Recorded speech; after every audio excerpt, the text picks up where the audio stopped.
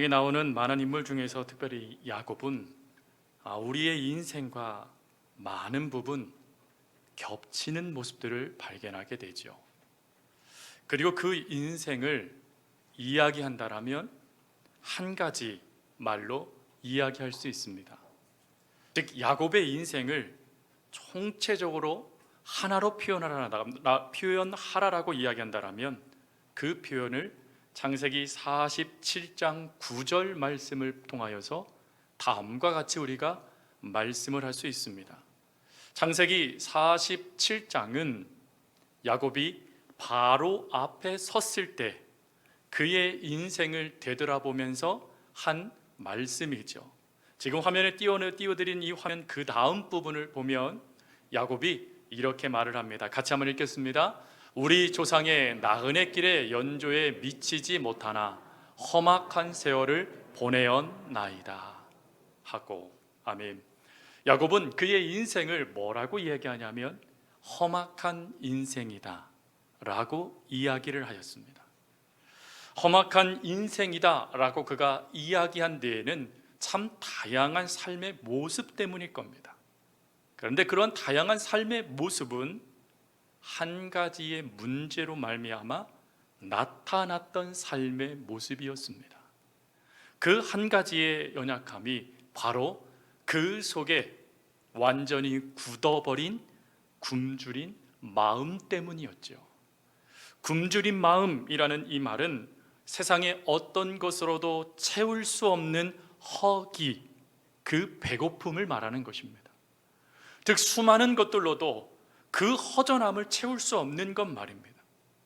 근데 이 굶주린 마음, 허기심은 한순간에 나타나는 것이 아니라 여러 시간 동안 지속적으로 애정이 결핍되어져 나타나는 문제가 바로 허기, 상처, 굶주림이라는 말입니다. 즉 야곱의 인생에 나타나는 험악한 인생입니다 라고 말하는 그의 인생의 가장 큰 문제는 바로 그의 마음에 굶주린 마음의 문제 때문이었다라는 것이죠.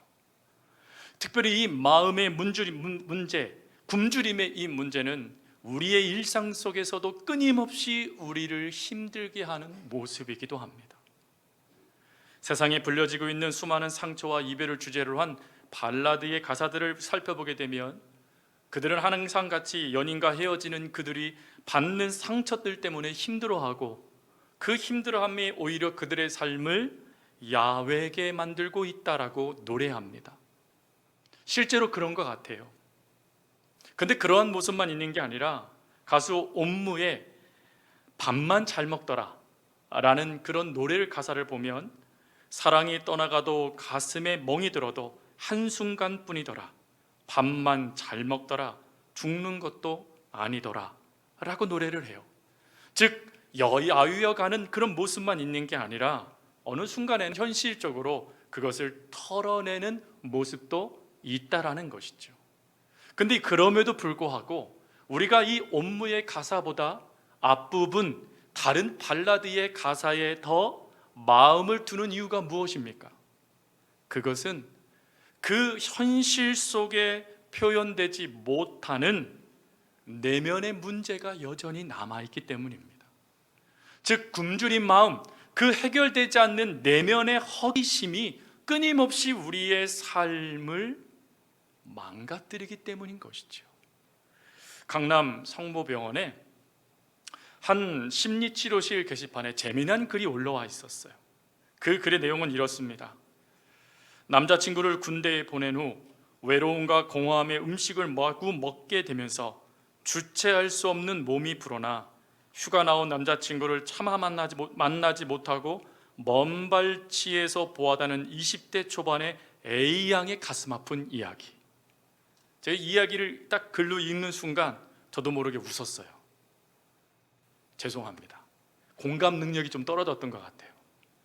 그게 무엇인가 문제가 있었기에 그가 사랑하는 남자친구를 바라보기만 했던, 볼 수밖에 없었던 문제가 있었던 것이죠. 또 하나 글이 올라왔습니다. 그 마음에 공감을 표하면서 한 사람이 이렇게 말을 했습니다. 나는 큰 업무 스트레스와 상사로부터의 구박을 해결할 길이 없어 기숙사에 들어올 때마다 우울감에 빠져 폭식을 하게 됩니다 라는 글이 연이어서 올라왔습니다. 여러분, 앞부분에 남자친구를 군대에 보내고 그 해결할 수 없는 문제 때문에 폭식을 했던 여인의 모습과, 그리고 상사의 이야기와, 그리고 업무의 과다, 그 스트레스 말미암아 해결하지 못해서 우울증 때문에 끊임없이 음식을 먹었던 두 사람 속에 담겨져 있는 공통점은 무엇입니까? 바로 내면의 허기, 배고픔이죠. 해결할 수 없는 굶주린 마음이 이들을 병들게 만들고 있었다라는 것입니다. 그래서 그 게시판에 교수님은 이런 말을 썼습니다. 이들은 실상 그리 배가 고프거나 그리고 음식이 맛있어서 먹는 것이 아니다. 그 순간 찾아오는 내면의 허기심을 견딜 수 없어 음식에 대한 갈망으로 강박적으로 음식에 손을 대고 있었던 것이다 라고 이야기를 했어요. 그러면서 교수님은 이런 말을 합니다. 내면의 허기를 우리는 강박적, 감정적 섭식이라고 이야기할 수 있다라고 말이죠. 즉, 부정적인 생각들이 밀고 들어올 때 그 부정적인 생각들을 내가 해결할 길이 없으니까 회피한다라는 거예요. 그런데 회피함으로 해결되지 못하니까 그 문제를 잊어버리기 위해서 결핍감을 위한 행동을 한다라는 것이죠. 그 결핍감을 행동으로 해결함을 통해서 무엇을 받기를 원하냐면 보상을 받기를 원한다라는 거예요. 음식을 먹음으로 내가 보상받고 싶어하는 심리가 바로 이 자리에 발동된다라는 것입니다. 그러다 보니 끊임없이 그 몸이 살찌게 된다라는 것이죠. 그러면서 또 교수님은 이런 말씀하셨습니다. 다이어트를 하기를 원한다라면 가장 큰 문제, 내면의 허기심을 해결해 가야만 한다라고 말이죠. 여러분, 사람의 내면 속에는 다 이런 허기심이 있습니다. 내면에는 다 이런 굶주린 마음들이 있죠. 그래서 그 마음을 어떻게 해결할까라는 행위에 우리들이 집중을 하게 된다는 것입니다. 그래서 그 모습을 가지고 쓴 책이 있는데 그것이 바로 착한 여자는 왜 살찔까라는 책의 책입니다. 이 책을 쓰신 분은 캐런 퀘닝이라는 심리학 교수님이신데, 이 교수님은 이런 말씀을 하십니다. 자신의 존재를 있는 그대로 존중하지 못하는 사람은 흔히 무엇인가를 열심히 해내려고 한다. 즉, 일 중독이나 음식 중독, 강박적인 운동, 다이어트 중독 등으로 이 모든 것이 나타난다.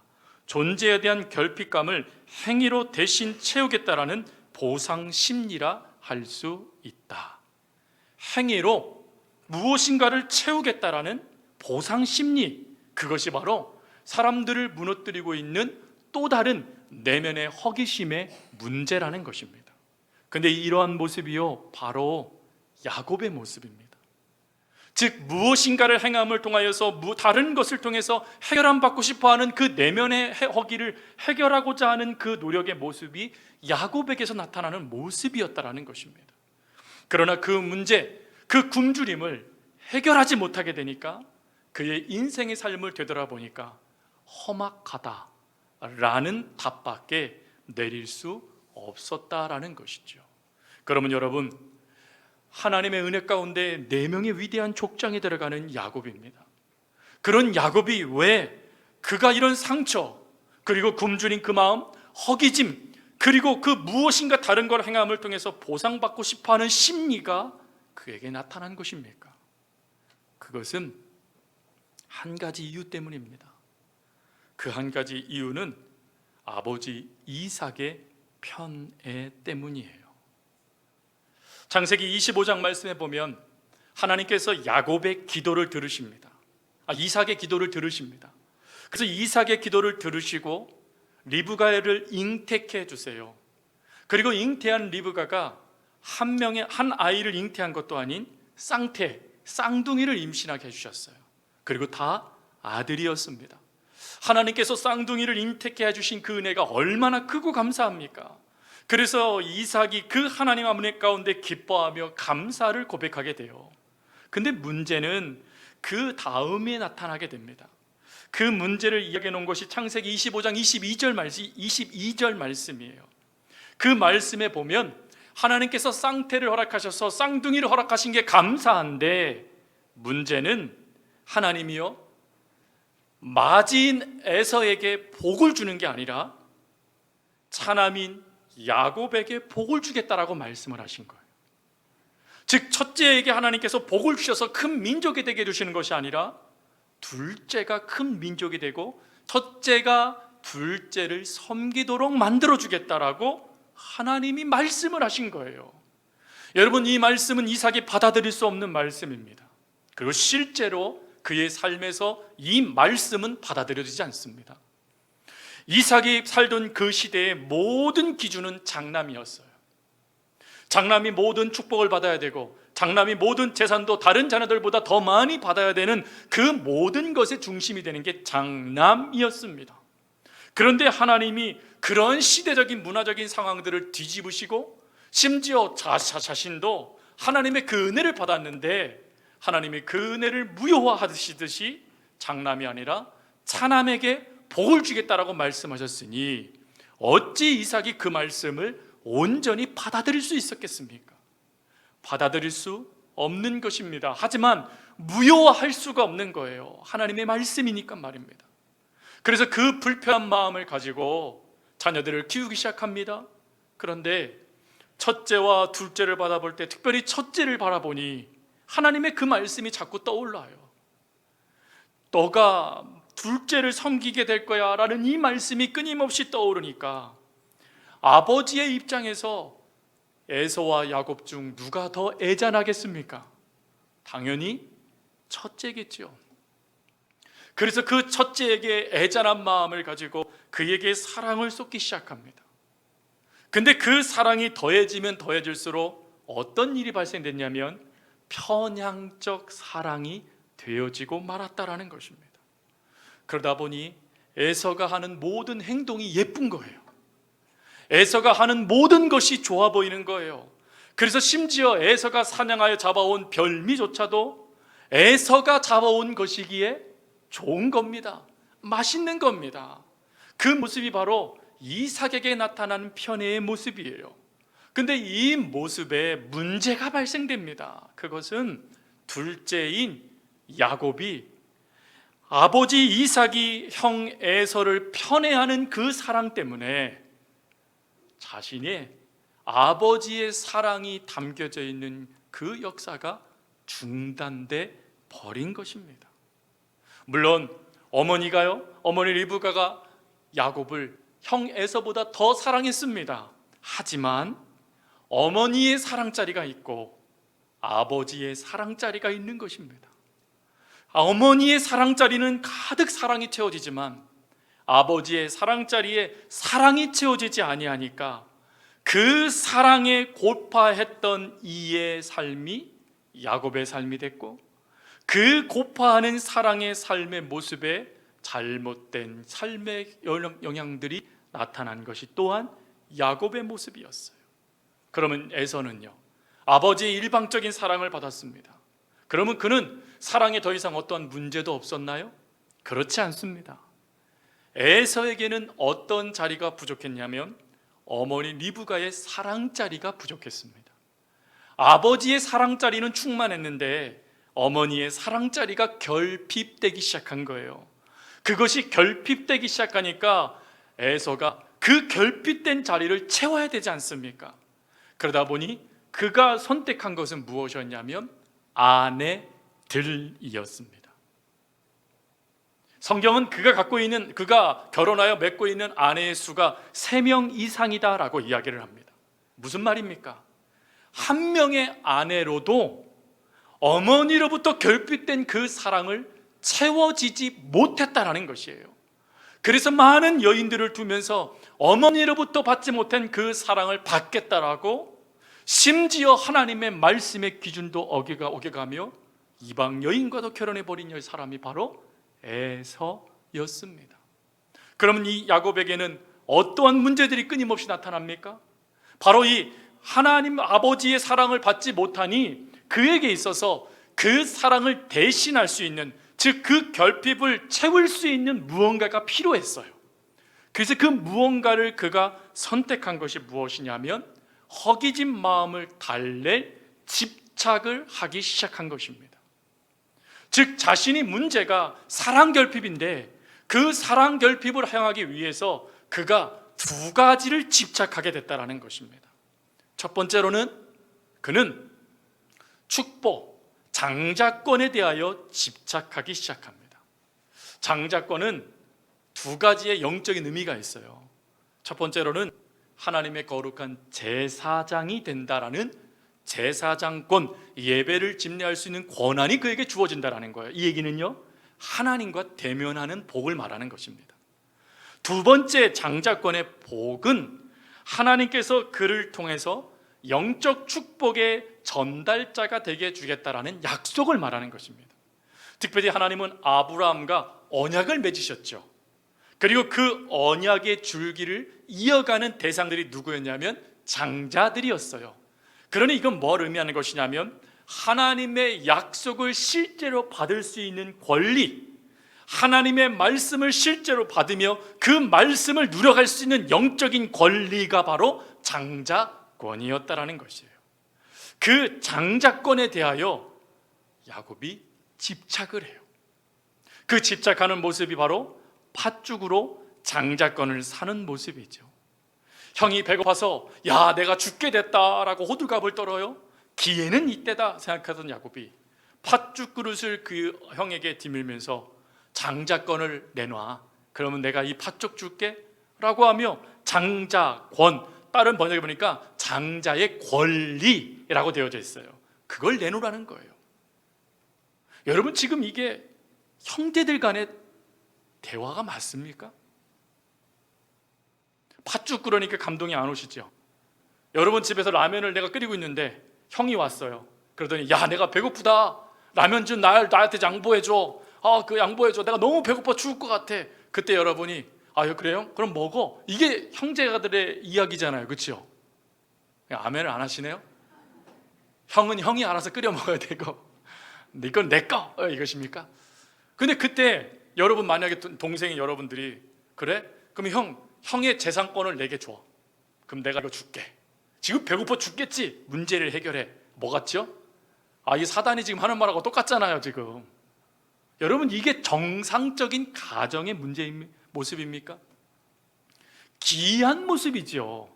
어찌 이것이 정상적인 형제 간의 대화일 수 있겠습니까?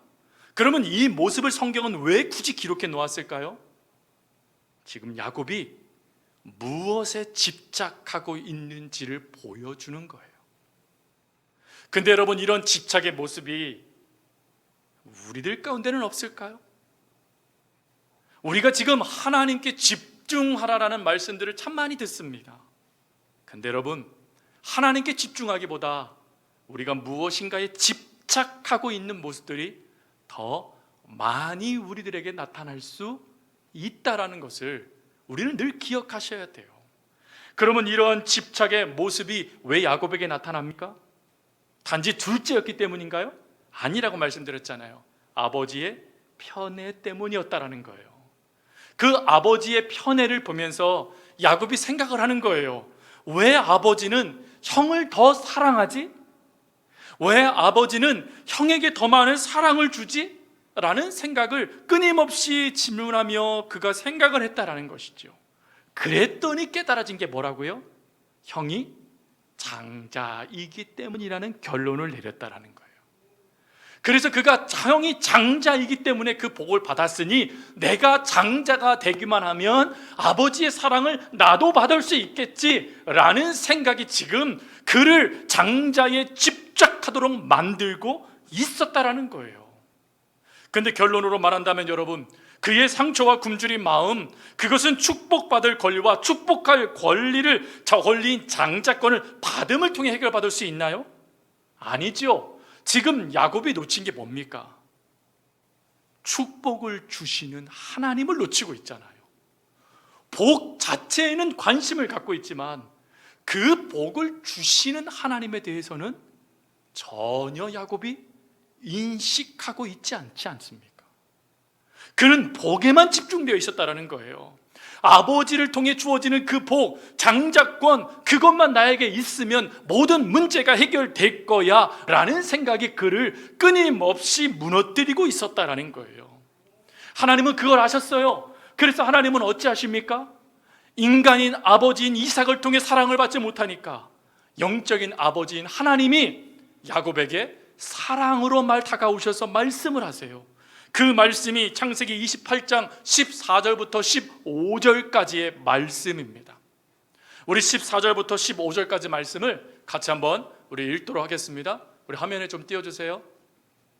창세기 28장 14절부터 15절, 네, 같이 한번 읽겠습니다. 내 자손이 땅의 티끌같이 되어 네가 서쪽과 동쪽과 북쪽과 남쪽으로 퍼져갈지며 땅의 모든 족속이 너와 내 자손으로 말미암아 복을 받으리라.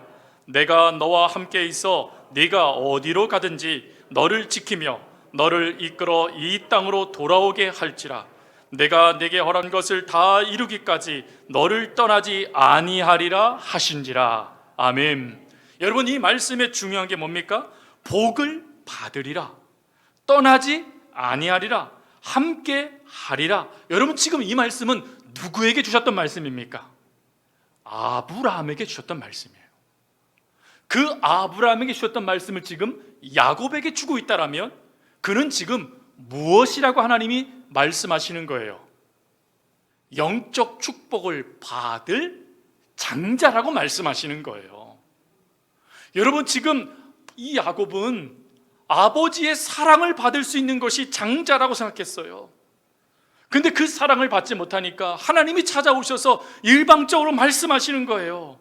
네가 장자야, 네가 복을 받을 거야, 내가 나와 함께 언약을 맺을 자란다. 나는 너에게 복을 줄 거고 너와 함께 할 거고 너는 반드시 돌아오게 될 거야 라는 축복의 말씀을 해주신 거예요. 여러분, 이런 축복의 말씀을 해주셨지만 문제가 발생돼요. 그가 지금 집착하고 있는 게 뭐라고 말씀드렸죠? 장자라고 말씀드렸잖아요. 육신적으로 하나님의 말씀을 들어도 내가 장자가 맞습니까? 틀립니까? 혈연적으로 그는 장자입니까? 차남입니까? 차남이죠. 하나님의 말씀을 들어도 여전히 그 문제는 해결되지 않는 거예요. 그러니 하나님의 복의 말씀을 들었지만 그 복의 말씀을 믿지를 못해요. 믿지를 못하니까 하나님의 복된 말씀에 조건을 답니다. 그 조건을 단 것이 바로 창세기 28장 21절 말씀이에요. 28장 21절 말씀을 같이 한번 읽겠습니다. 시작. 내가 평안히 아버지의 집으로 돌아오게 하시오면 여호와께서 나의 하나님이 되실 것이요. 아멘. 여러분, 중요한 거 이거 믿음입니까? 놀라운 건 야곱이 하나님의 위대한 말씀을 들었잖아요. 축복의 말씀을 들었잖아요. 하나님이 그를 장자라고 인정해 주셨잖아요. 근데 그가 뭐라고 말합니까? 뭐뭐 하시면 뭐뭐 하겠나이다. 믿지를 못하는 거예요.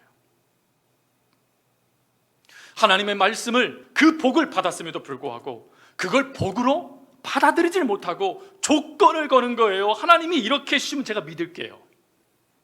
이거 많이 어디서 본 것 같지 않으십니까? 우리가 기도할 때 이렇게 많이 기도하잖아요.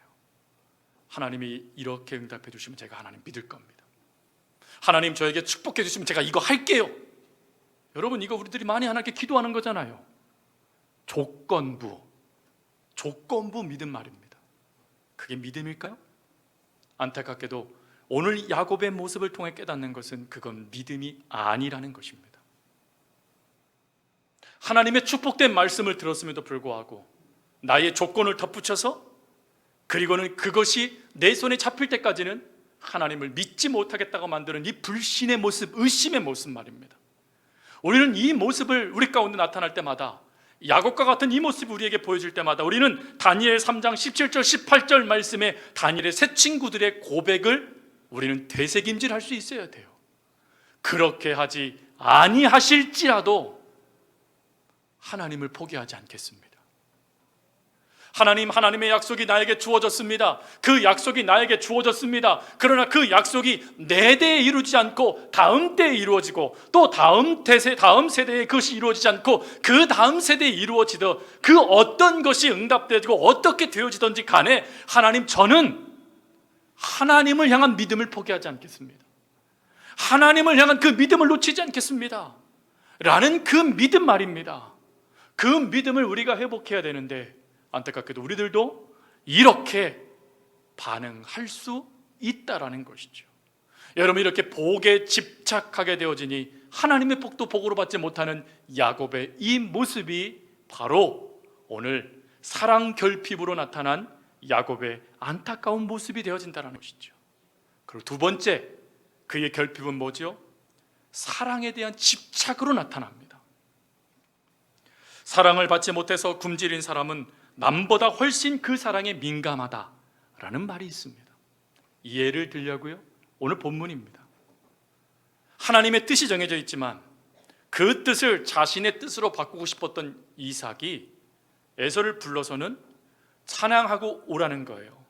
별미를 만들어 오라는 거예요. 그럼 내가 너에게 축복하겠다라는 거예요. 뭘 말하는 거죠? 장자권의 인계를 말하는 것입니다. 하나님의 뜻이 아니에요 지금 이거. 근데 내 뜻대로 가겠다는 것입니다.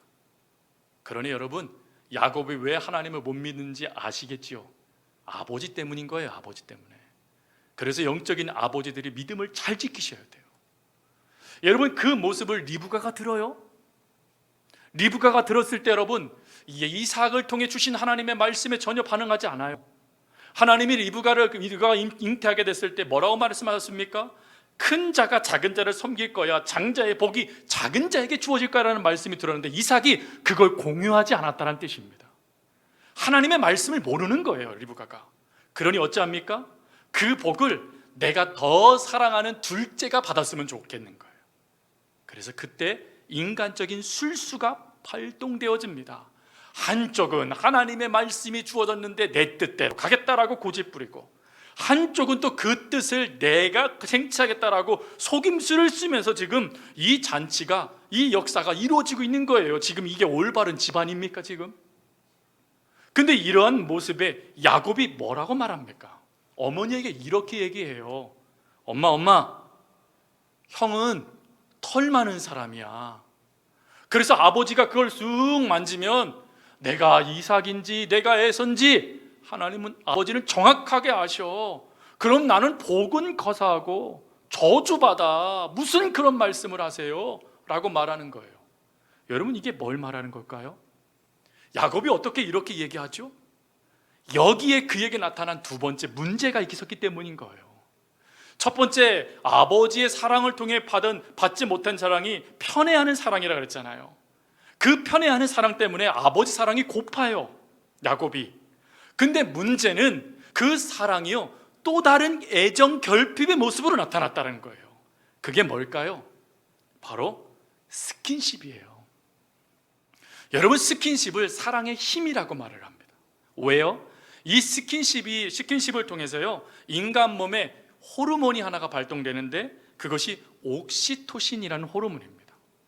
옥시토신이라는 호르몬은 사람에게 통증을 감쇄시키는 능력이 있고, 긴장을 완화해서 사랑과 신뢰의 감정을 높이는 그런 호르몬이에요. 근데 이 호르몬이 어디에서 발생되어지냐면 스킨십에서 발생된대요. 아이를 많이 안아주십시오. 왜요?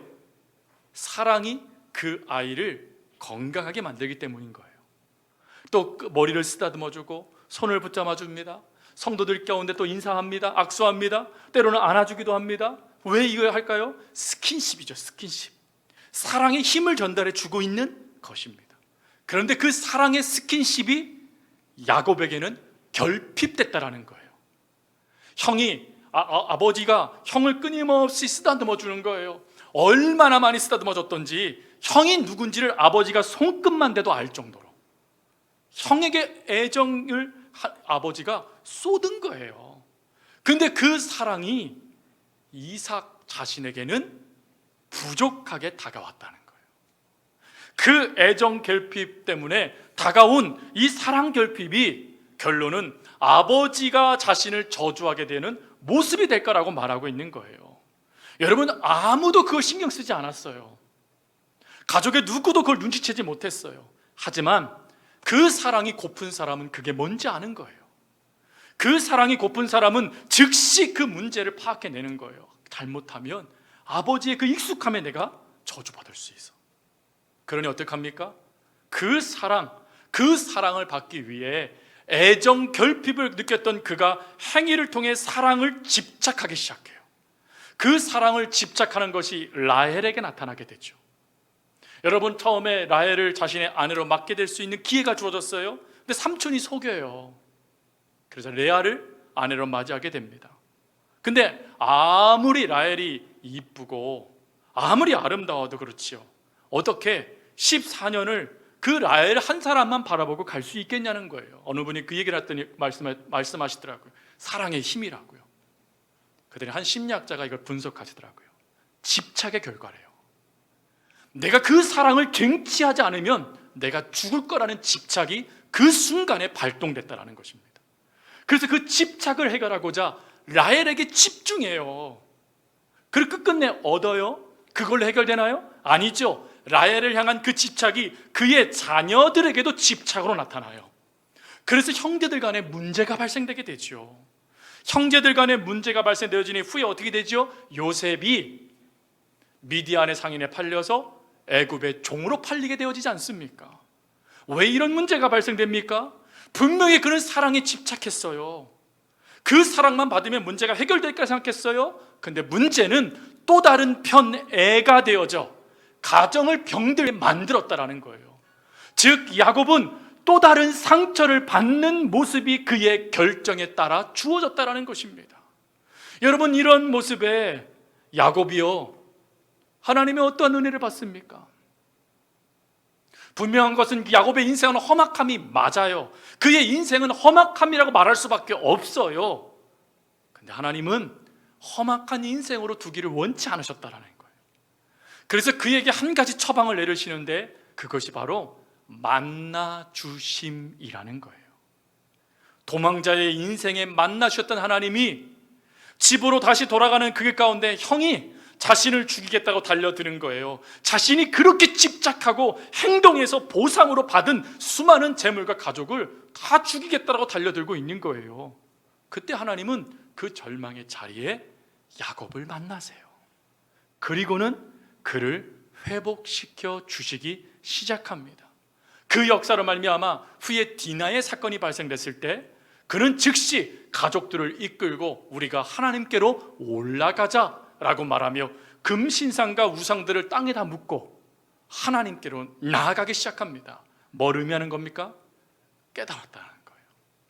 하나님을 만나야지만 문제가 해결될 수 있다는 것, 하나님 안에만 거해야지만 그 역사가 온전히 내 안에 해결될 수 없는 그 문제들이 해결될 수 있다는 것을 야곱이 깨달았다는 거예요. 그 깨달음으로 그가 이 가나안 땅으로 올라가기 시작하며 하나님께 예배드리기 시작해요. 그리고 하나님은 그런 야곱을 요셉을 통해서 회복해 가십니다. 우리가 다음 주에 살필 것은 바로 이 요셉을 통하여 회복해 하시는 하나님의 은혜예요. 여러분, 다음 주에도 이 말씀 들으려고 오셔야 됩니까? 안 오셔야 됩니까? 제가 지난주에 강사님 말씀 들으니까 1부, 2부, 3부가 다 다르셔서 1부만 드리고 가시면 안 된다고 하시면서 계속 말씀하시던데, 여러분, 이번 주만 말씀을 들으면 문제 파악만 하신 거예요. 답은요? 문제 해결은요? 다음 주에, 다음 주. 그러니까 다음 주에 꼭 오셔서 말씀을 들으셔야 돼요. 그래야 우리의 인생이 험악한 세월입니다 라는 것에서 하나님의 축복의 형통의 삶으로 바뀔 수 있는 것입니다. 해결될 수 없는 굶주림의 마음, 그 허기짐을 해결할 수 있는 유일한 길이 누구신지 분명하게 깨닫는 말씀이 주어지는 거예요. 말씀 정리합니다. 누구나 다 상처받아요. 힘들어요. 그러나 그렇다고 우리가 말할 수 없어요. 그 내면의 허기짐과 그 상처를 우리가 어찌 다 알 수 있겠습니까? 그러나 그 모든 것을 해결해 주실 분이 계세요. 바로 우리 저와 여러분들이 믿고 있는 예수 그리스도이시죠. 그 예수 그리스도를 믿고 의지함으로 여러분들 나아가십시오. 하나님께서 여러분들의 삶에 하나님의 크신 은혜를 더해 주실 겁니다. 그 역사를 바라보며 나아가는 우리 성도님들 될 수 있기를 주의 이름으로 축복합니다.